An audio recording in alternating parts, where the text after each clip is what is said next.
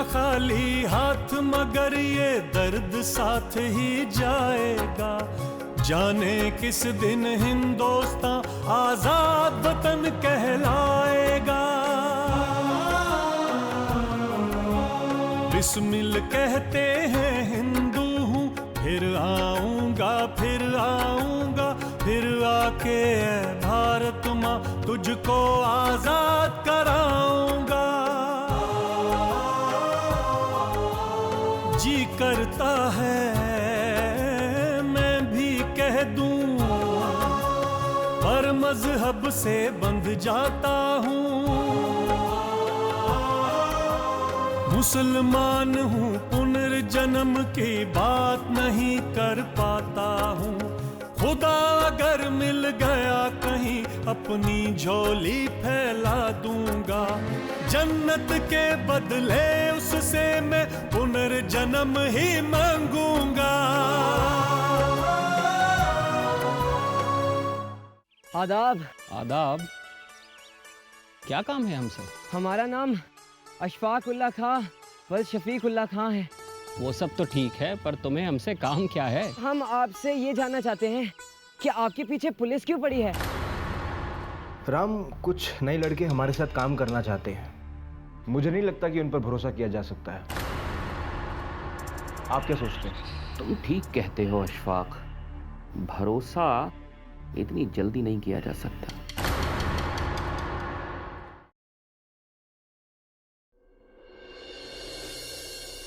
अरे स्वाति, किस सोच में डूबी हुई हो?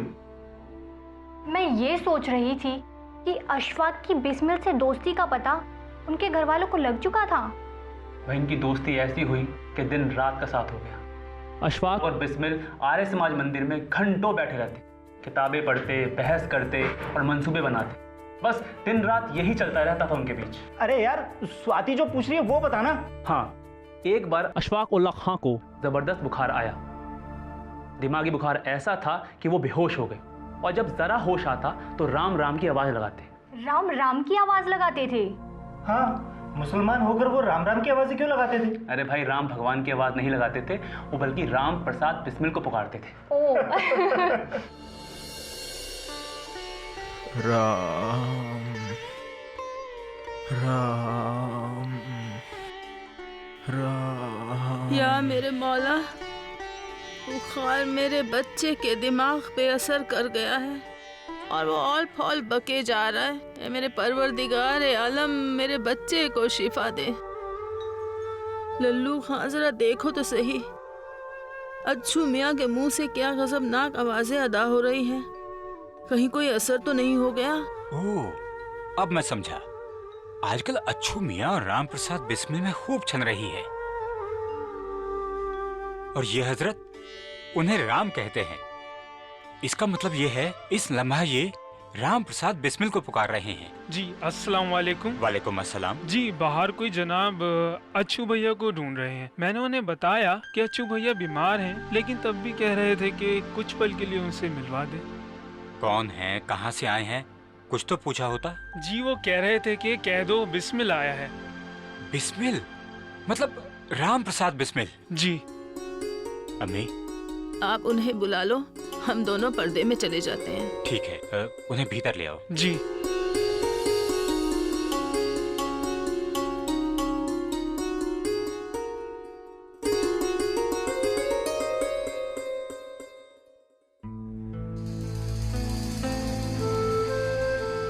आओ राम प्रसाद बिस्मिल, कैसे हो? मैं तो ठीक हूं, पर अशफाक की तबीयत खराब है। सुना है बहुत तेज बुखार भी है। 3 रोज हो गए। अभी कुछ देर पहले तुम्हें ही आवाज लगा रहा था, राम राम पुकार रहा था। अरे अशफाक, अरे अशफाक भाई, मैं हूं राम प्रसाद बिस्मिल। अशफाक,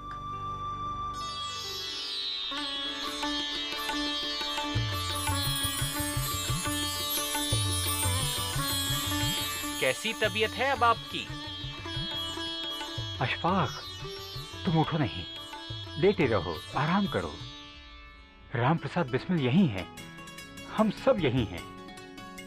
परेशान होने की कोई जरूरत नहीं है। वाह, क्या खूब रिश्ता था उन दोनों में। हाँ, उन दोनों की दोस्ती बहुत गहरी हो चुकी थी। बस बस, बहुत टाइम हो गया है, बाकी की कहानी कल सुनेंगे। अब चलें? तो कहाँ जा रहे हो यार? चाय पी के जाना। अरे चाय वाय का मूड नहीं यार, कल मिलते हैं। कहाँ? अरे मैं आ रहा हूँ ना, यूनिवर्सिटी वहीं मिलते हैं। चल ठीक है, आओ। Bye bye. बाय।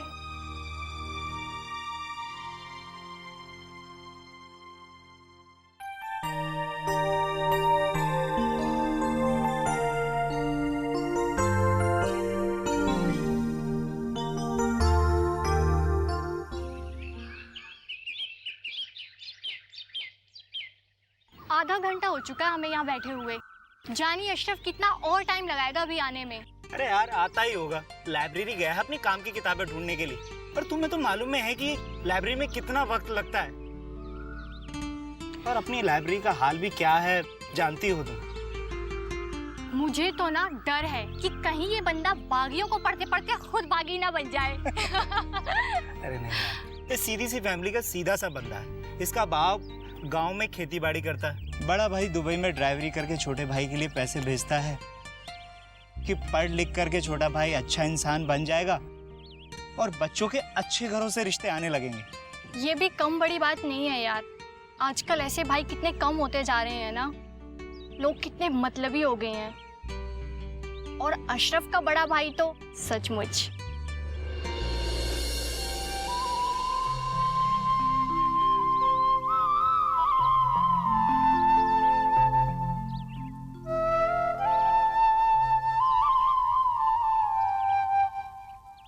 क्या चल रहा है भाई?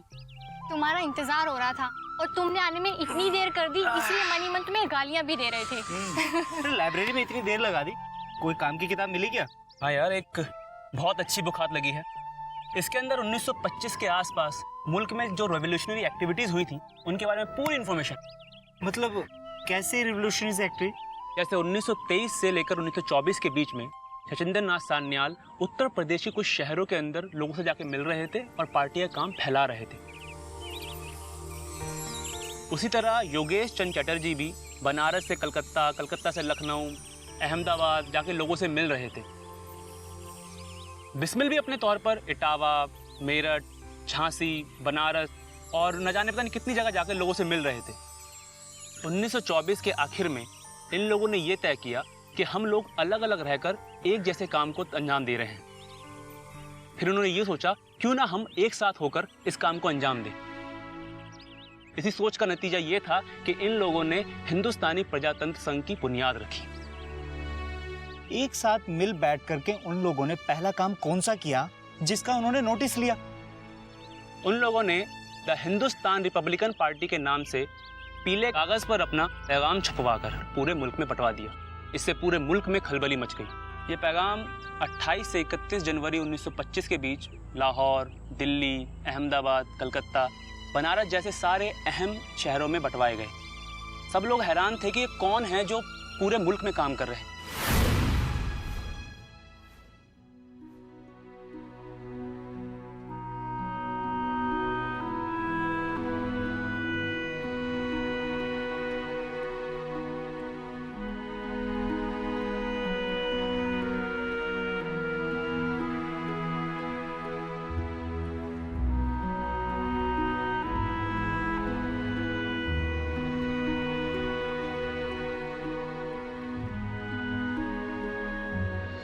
बिस्मिल।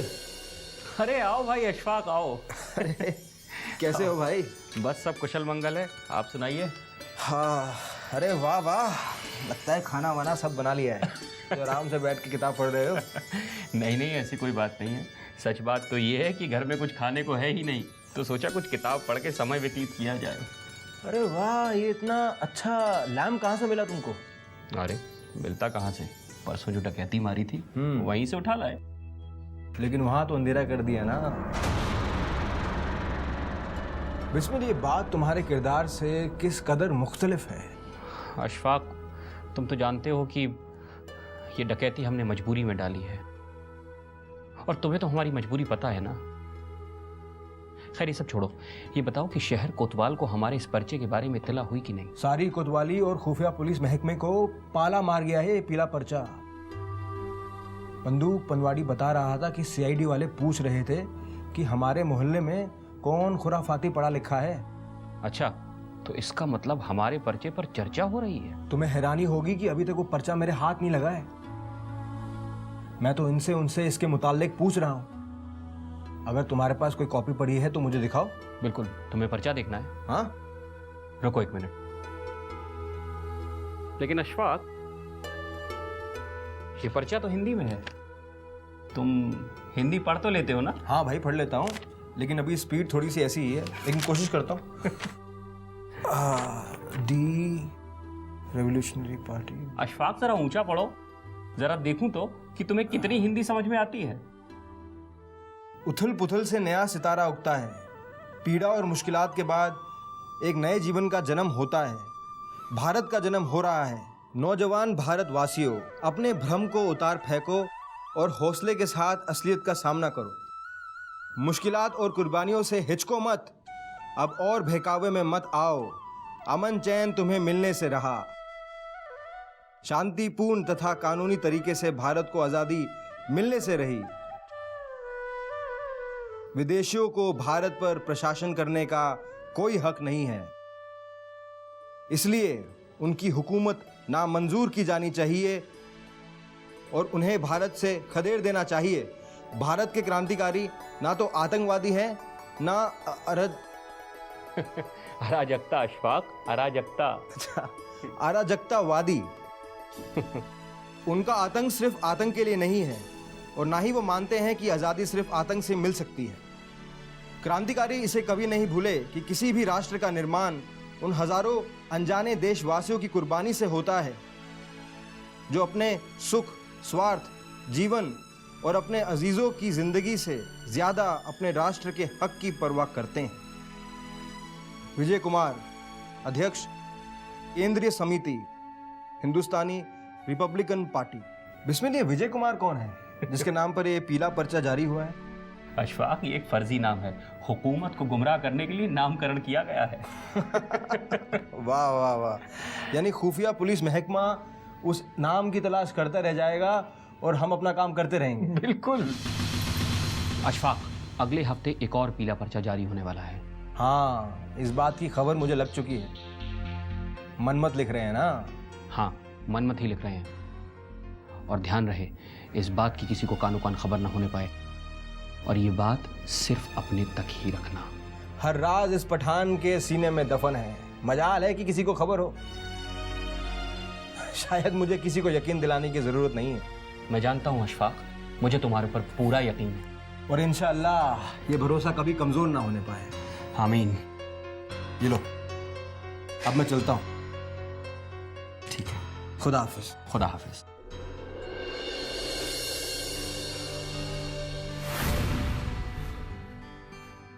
भाई वाह, फर्जी नाम का फायदा तो इन लोगों ने खूब उठाया। जब इंसान में कुछ करने का जज्बा होता है ना, तो उसका दिमाग खुद ब खुद चलने लगता है। यार आगे तो सुन। एक रात बिस्मिल, अशफाक, राजेंद्र नाथ लाहड़ी, सचिंद्र नाथ बख्शी और योगेश चंद्र चैटर्जी एक साथ मिले। यार रामनाथ पांडे भी होंगे ना? हाँ, वो भी थे। हाँ।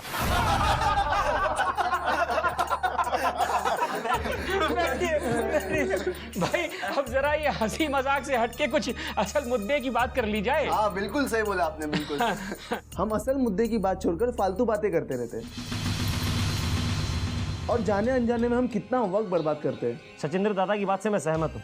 हमें असल मुद्दे पर ही फोकस रखना चाहिए। मुझे लगता है हमें सिर्फ भविष्य के मंसूबों पे बात करनी चाहिए। हमें मंथन के बाद अपने उद्देश्य पे ध्यान देना चाहिए और उसी मुद्दे पर बहस करनी चाहिए जो हमारे लिए सबसे अहम है। बिल्कुल ठीक कहा। ये सेंट्रल कमेटी की मीटिंग है, इसलिए पूरी संजीदगी के साथ हमें सिर्फ एजेंडे की ही बात करनी चाहिए। अगर हमारे काम का विरोध मेंबरान ही करने लगे तो किसी भी फैसले पर अमल का क्या मतलब रह जाता है? अशफाक, कल तुम हमारी डकैती पर घोर विरोध प्रकट कर रहे थे, पर इसका फैसला हम सब ने मिलकर लिया था। इसलिए आज इस मुद्दे पर हम सबको एक मत होना होगा। किस बात पर एक मत होना है? हम सब तो एकमत हैं। तो फिर अशफाक हमारी डकैती का विरोध क्यों कर रहे थे, जबकि ये कमेटी का फैसला था? मुझे इस बात से ज़बरदस्त एतराज़ है कि हम इनकलाबी होकर लोगों के घरों में डाका डाल रहे हैं। कल जब लोगों को इस बात का पता चलेगा तो उनके जानिब हमें मोहब्बत नहीं नफरत मिलेगी। मैं इस बात से डरता हूं। अशफाक, तुम ये बात क्यों नहीं समझ रहे हो कि ये डाका हम अपने ऐशो आराम के लिए नहीं डाल रहे हैं। अरे जर्मनी से पिस्तौल खरीदने हैं, बम बनाने का सामान खरीदना है। और पिछली मीटिंग में जो लाइब्रेरी बनाने की बात हुई थी, क्या वो बिना पैसों के बन सकती है? और फिर दादा ने हफ्तावार मैगजीन निकालने की भी बात कही है, वो भी बिना पैसों के नहीं बन सकती। अशफाक, समझने की कोशिश करो कि ये डाका हमारे सुख और आराम के लिए नहीं है। ये डाका सिर्फ और सिर्फ हम मजबूरी में डाल रहे हैं। हमें हमारी बात और विचार सब लोगों तक पहुंचाना बहुत जरूरी है, और जिसके लिए हमारे पास प्रिंटिंग प्रेस भी होनी चाहिए। अपना प्रिंटिंग प्रेस होने के बाद हम उसमें कुछ भी छाप सकते हैं, जिसके लिए हमें पैसों की जरूरत पड़ेगी। दोस्तों, धन के नाम पर हमसे बड़ा निर्धन कोई है नहीं, और हमारी भी हालत किसी से छिपी नहीं है। हमारे अपने भाई चंद्रशेखर आजाद महीनों से सत्तू जैसी चीज पर निर्भर है, और हमारे भाई रविंद्र मोहन जो सत्तू जैसी चीज से भी मरहूम है। योगेश दादा ठीक से अपनी 2 जून की रोटी भी नहीं जुटा पा रहे हैं। भाई मुकुंदी लाल, भाई शचींद्र नाथ अक्सर भूखे सो जाते हैं। वो तो अच्छा हो बनारस के उन पंडित शिव प्रसाद का, जो कभी कभी किसी के हाथों कुछ पैसे भेज देते हैं तो अपना खर्चा चल जाता है। हम इनकलाबियों के लिए इस तरह के काम नए नहीं हैं। आयरलैंड और रूस के बाल्शेविक पार्टी के कारिंदों ने भी इस तरह की डकैतियां डाली हैं, इसलिए हमें ज़्यादा शर्मिंदा होने की ज़रूरत नहीं है।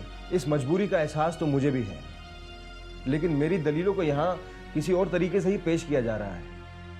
अभी 9 मार्च 1925 पीलीभीत के जिस गांव में हम डकैती डालने गए थे, वह हम साथियों के अलावा पेशावर डकैत भी थे। मुझे इस बात का एतराज़ है कि हम इनकलाबी होकर डकैतों के साथ डाका डालने लगे हैं। आप इस बात पर गौर क्यों नहीं फरमा रहे हैं कि हम इनकलाबियों के साथ काम करते करते डकैतों के साथ काम करने लगे हैं? यह बात मेरे गले नहीं उतर रही है। इतनी जोखिम उठाकर, हमारे दिल को मारकर हमने ये काम किया, क्यों बिस्मिल? हमारे हाथ क्या लगा? इस डकैती में कुल मिलाकर कुछ सोने चांदी के जेवर हमारे हाथ लगे थे, जिन्हें बनारसी लाल ने 500 रुपयों में बिकवाया था। इसके अलावा कपड़ा लत्ता भांडे बर्तन तो डकैत ले गए। ये सब सोचकर अब हमारा भी दिल दुखता है। तो ठीक है, आज से हम ये फैसला ले लेते हैं कि डाका डालना तो हमारी मजबूरी है ही, और अब से हम लोग पक्का मंसूबा बनाकर सिर्फ सरकारी माल और बैंक को लूटकर अपना काम करेंगे। मैं, बिस्मिल और लाड़ी मिलकर इस मंसूबे को तैयार करेंगे कि किस तरह से इस काम को सर अंजाम देना है, जिससे हम अपने मंसूबों को पूरा कर सकें। तो दोस्तों, ये तय रहा कि अपने इस फैसले को कुछ ही दिनों में अमली जामा पहनाया जाएगा। आज की सभा यहीं समाप्त होती है। वंदे मातरम! क्या यार, ये लोग इतने बड़े इनकलाबी और बागी थे और इनके पास खाने के लिए कुछ भी नहीं।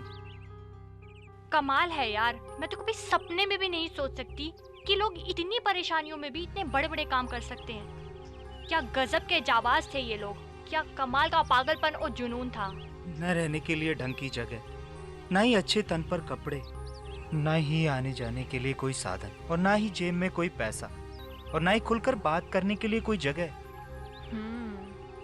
हे भगवान, आज खाया कल भगवान भरोसे।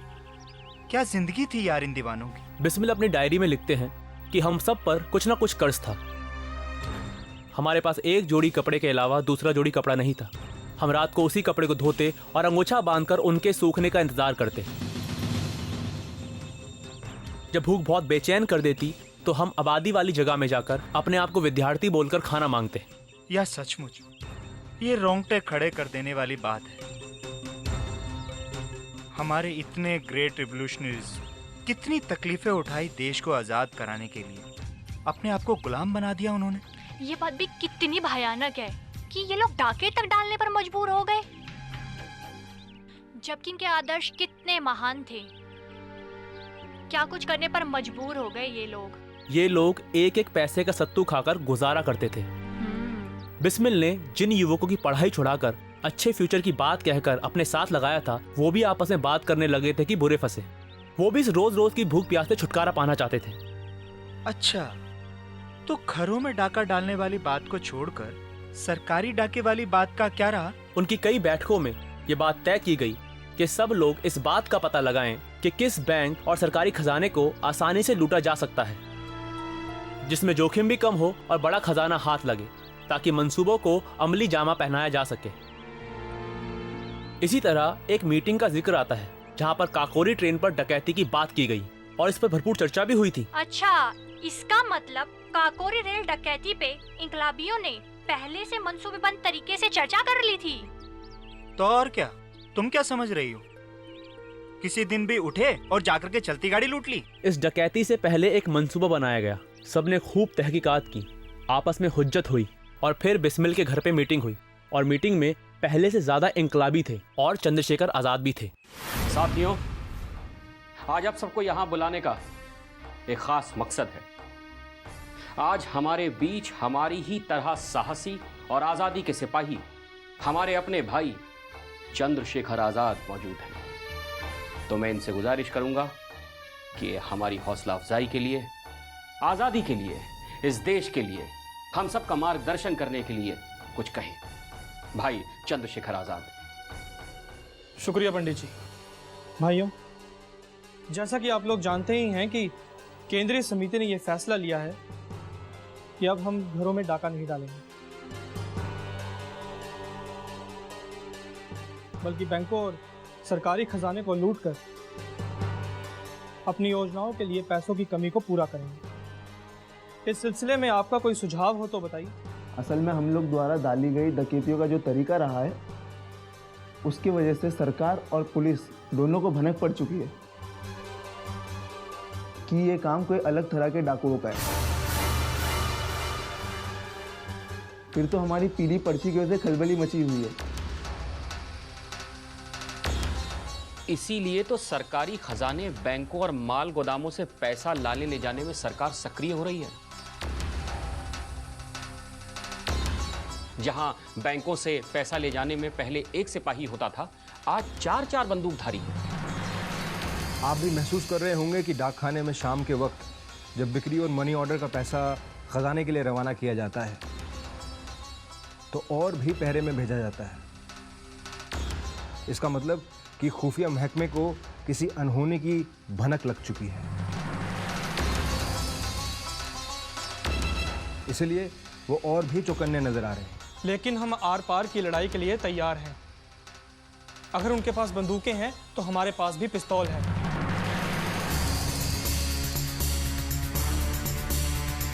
हमें खजाना लूटना है तो बस लूटना है।